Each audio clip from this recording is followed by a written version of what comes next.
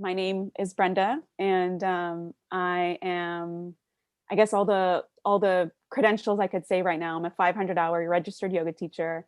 I also have a master's of public health, and my passion is really to continue to use these practices to infuse them into people and to support people because, yeah, they've transformed my life, and I can see the way that they've changed my mind, my body, myself, and they continue to take me through it. Like, I step into a class, I step into a conversation, and then it like leads me into something else, and I just keep going with that route. So I I just love love it. sharing that. So when you talk about the yoga practice in just this like group discussion and you know like what does that look like? Yeah, right. How do you invite yoga into a conversation when we're not moving?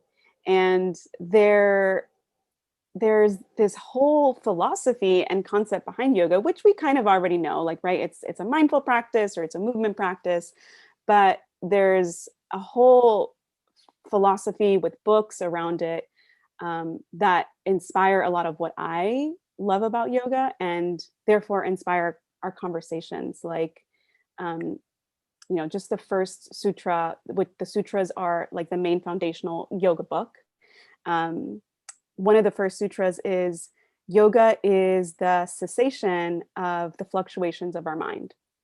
And so, how can we invite a conversation with that? How can we invite the conversation of what yoga is in this context without the movements of it? Another thing that comes to mind is like the eight limbs of yoga. um, Asana or the poses are only one of the eight limbs of the stems of yoga. So it's like having that conversation of like, okay, well, if the movements and the poses are only one, what are the other seven? And how can we start to invite that into a living practice? Yoga can be a practice that we only do on our mat. And it's also a practice that we can take off of the mat and live the practice in our daily conversations, in our observations, in our meditation too. Um, and then there's other like teachers, well-known teachers, maybe you can call them gurus, but I don't love to use that term, that have inspired a lot of what we see here in the Western world. Yogi Bhajan is a big one. He is, I guess, the pioneer that brought Kundalini yoga. And I just mentioned him because that's kind of what I imagined inviting into the conversation for this month. And actually, let me just read the quote that I wanted to, Oh yeah. yeah, that I had pulled up um, for it as well. And I think this can inspire, a conversation too, um, where he says, light is light, and every human being has his or her own light. But instead of looking at your own light, reading your own book, living your own life, living your own house, guiding your own self, you look to others. Hmm. And so this is like a little snapshot of a quote of a big theme within the yoga philosophy around dharma and swadharma. And so dharma is like the collective purpose in a way, our collective web. And swadharma is our personal purpose, the light that we hold and that we move. And as we each individually do our own work, our own swadharma, we then create that dharma for the universe, for ourselves. So yeah, those are little things that, like, I don't know if that's getting infused into our classes anymore, into our yoga classes anymore. I don't know if these conversations are getting continuing to expand out into our classes, and they stay, I've noticed, mostly in trainings and certifications.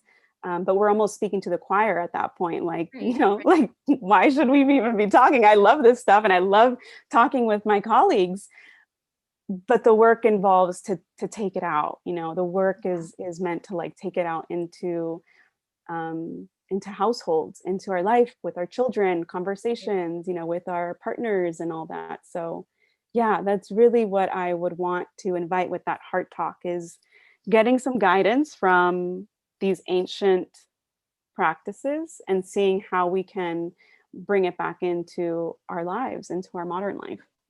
Well, I love it, and as you were talking right now, and you said just the ancient wisdom, and I think it's that honor, right? We have the privilege to learn and take it forward without.